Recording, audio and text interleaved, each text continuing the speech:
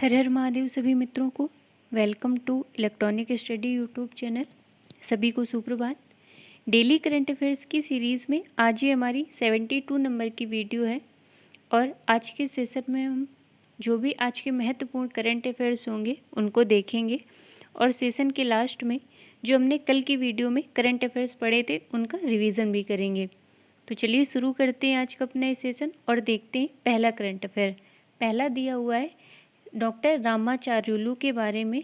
तो ये कौन है? तो हाल ही में इन्हें राज्यसभा के नए महासचिव के रूप में नियुक्त किया गया है।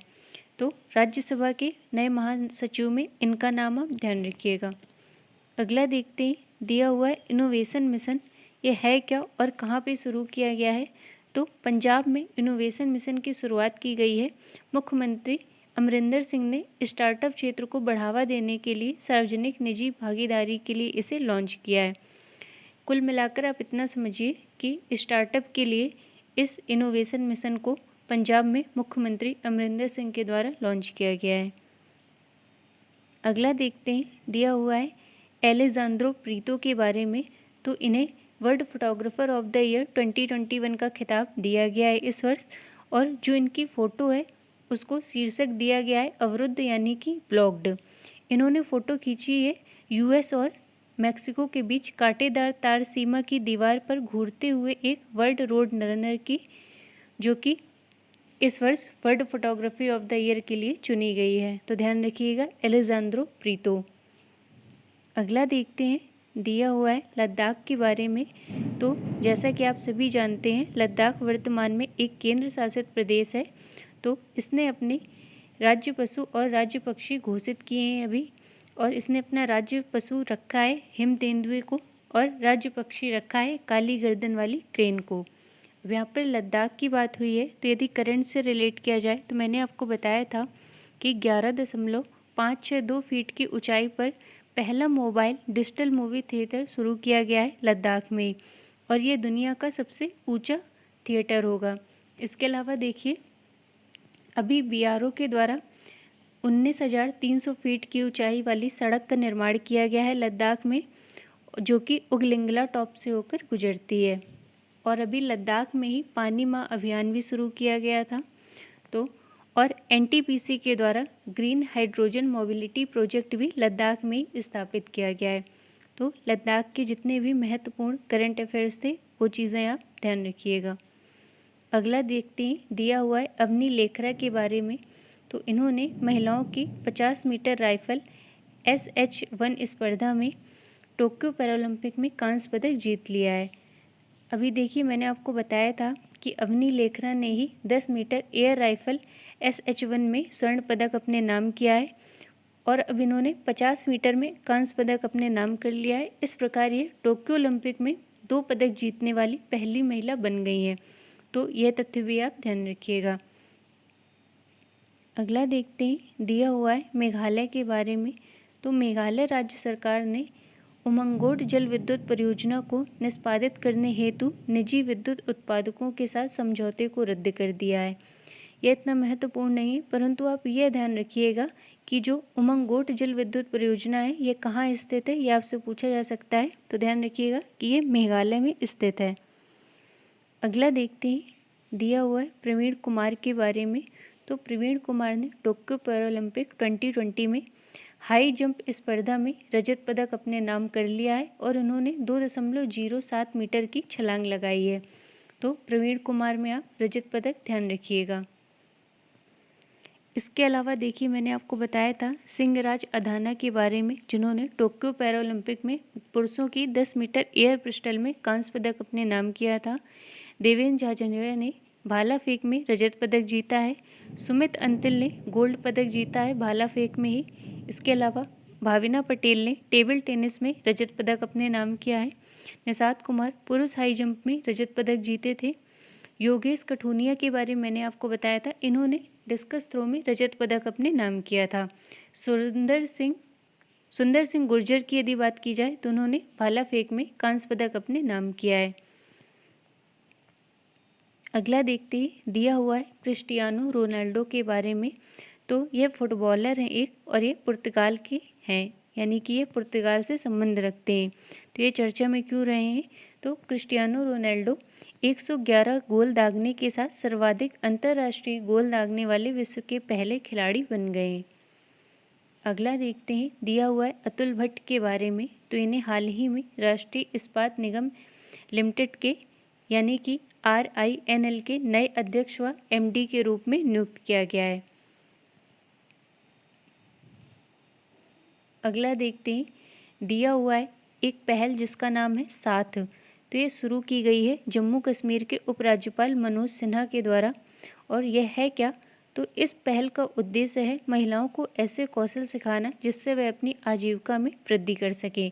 जैसा कि दिया हुआ है स्वयं सहायता समूह यानी SHG महिलाओं के लिए साथ नामक एक कार्यक्रम शुरू किया है जो कि महिलाओं को उनकी आजीविका में वृद्धि करने में मदद करेगा। तो ध्यान रखिएगा शुरू किसने किया है? जो वर्तमान में जम्मू कश्मीर के लेफ्टिनेंट गवर्नर हैं मनोज सिन्हा, इनके द्वारा। अब देखिए जम्मू कश्मीर की बात हुई है तो यदि करंट से रिलेट किया जाए तो यहाँ पर अभी 149 वर्ष पुरानी दरबार मूव परंपरा को समाप्त कर दिया गया था। और अभी मनोज सिन्हा जी के द्वारा ही एक मेले की शुरुआत होती है जम्मू कश्मीर में आज़ादी के 75वें वर्ष पर, जिसका नाम था बंगस आवाम मेला। तो ध्यान रखिएगा यदि आपसे पूछा जाए बंगस आवाम मेले का संबंध कहाँ से है तो यह जम्मू कश्मीर से है। तो आज की इस करंट अफेयर्स की श्रृंखला में इतना ही। अब जो हमने कल पढ़ा था एक बार उसका रिवीजन कर लेते हैं। पहला दिया हुआ है असम सरकार द्वारा राजीव गांधी राष्ट्रीय उद्यान का नाम बदलकर अब ओरांग राष्ट्रीय उद्यान कर दिया गया है। जैसा कि मैं आपको बता दूं कि असम में एक राष्ट्रीय उद्यान था जिसका नाम था राजीव गांधी ओरांग राष्ट्रीय उद्यान। तो अब असम राज्य सरकार के द्वारा इसमें से राजीव गांधी का नाम हटा लिया गया है और ओरांग राष्ट्रीय उद्यान इसका नाम कर दिया गया है। यदि वर्तमान की बात की जाए तो वर्तमान में असम के मुख्यमंत्री हैं हिमंत बिस्वा शर्मा। और जो ओरांग राष्ट्रीय उद्यान है यहाँ पर आपको भारतीय गेंडे, पिग्मी हॉक, एशियाई हाथी और बंगाल टाइगर मिलेंगे। और इस राष्ट्रीय उद्यान में रॉयल बंगाल टाइगर्स का घनत्व सबसे अधिक है पूरे भारत में। देखिए असम की बात हुई है तो यदि करंट से रिलेट किया जाए तो यहाँ के जो अभी मुख्यमंत्री हैं हिमंत बिस्वा शर्मा, इनके द्वारा एक घोषणा की गई थी कि असम के सभी राष्ट्रीय खेल पदक विजेताओं को सरकारी नौकरी दी जाएगी। इसके अलावा अभी असम के कछार जिले को राष्ट्रीय स्कॉच पुरस्कार से भी सम्मानित किया गया था। बांस औद्योगिक पार्क का शिलान्यास यह भी असम में हुआ था। और भारत का पहला राष्ट्रीय उद्यान जो कि सैटेलाइट फोन से लैस हुआ था वो था काजीरंगा राष्ट्रीय उद्यान, ये भी असम में ही स्थित है। तो यह तथ्य भी आप ध्यान रखिएगा। अगला देखते हैं दिया हुआ है चंदन मित्रा के बारे में। तो यह पूर्व राज्यसभा सांसद और पत्रकार थे जिनका भी हाल ही में निधन हो गया है। इसके अलावा देखिए मैंने आपको वासु परांजपे के बारे में बताया था जो कि भारत के पूर्व क्रिकेटर और कोच थे, इनका भी अभी हाल ही में निधन हो गया था। बालाजी तांबे जो कि योग प्रस्तावक और आयुर्वेद चिकित्सक थे, इनका भी अभी कुछ दिन पहले निधन हो गया था। माकी काजी के बारे में मैंने आपको बताया था जो कि सुडोकू के फादर माने जाते थे यानी कि father of sudoku. OM Nambiar ये एथलेटिक्स कोच थे PT ऊषा के। और यदि बात की जाए पंडित शुभंकर बनर्जी की तो ये एक ताल वादक थे जिनका भी हाल ही में निधन हो गया था। पद्मा सचदेव ये हिंदी और डोगरी भाषा की लेखक और कवयित्री थी। फ़कीर आलमगीर ये बांग्लादेशी गायक थे। और मैंने आपको बुद्ध देव गुहा के बारे में बताया था, ये भी एक बंगाली लेखक थे। कमोगोर कासरगोड पटना सिटी गोपाल राव ये भी संबंधित हैं 1971 के युद्ध से। इन्होंने पूर्वी पाकिस्तान को आज़ाद कराने में अग्रणी भूमिका निभाई थी। यदि बात की जाए गोपाल भेंगरा की तो ये पूर्व हॉकी खिलाड़ी थे। इसके अलावा नंदू नाटेकर ये बैडमिंटन खिलाड़ी थे। शरण्या शशि ये मलयालम अभिनेत्री थी। तो ये कुछ महत्वपूर्ण नाम थे और वो किस क्षेत्र से संबंधित हैं यह भी आप ध्यान रखिएगा। अगला देखते हैं दिया हुआ है JB महापात्रा के बारे में। तो ये एक IRS अधिकारी हैं जिन्हें भी हाल ही में केंद्रीय प्रत्यक्ष कर बोर्ड यानी CBDT के अध्यक्ष के रूप में चुना गया है। अगला देखते हैं दिया हुआ है वाई ब्रेक ऐप के बारे में, या इसका नाम है योगा ब्रेक ऐप। यह है क्या? तो यह एक योग प्रोटोकॉल मोबाइल एप्लीकेशन है जिसको लॉन्च किया गया है सर्बानंद सोनेवाल के द्वारा।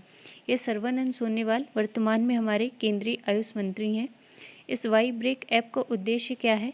तो सिर्फ 5 मिनट में आसानी से योग करने की सुविधा ये प्रदान करेगा और लोगों में योग के प्रति जागरूकता को भी बढ़ाएगा। जैसा कि आप सभी को ज्ञात होगा, हम प्रत्येक वर्ष 21 जून को योग डे के रूप में ऑब्जर्व करते हैं। अगला देखते हैं दिया हुआ विश्व नारियल दिवस के बारे में। इसे हम ऑब्जर्व करते हैं 2 सितंबर को। फिर दिया हुआ है हिमाचल प्रदेश के बारे में। तो हिमाचल प्रदेश भारत का पहला राज्य बन गया है जिसने अपने पहली डोज को पूर्ण कर लिया है, यानी कि इसने पहली डोज के 100% वैक्सीनेशन के लक्ष्य को प्राप्त कर लिया है।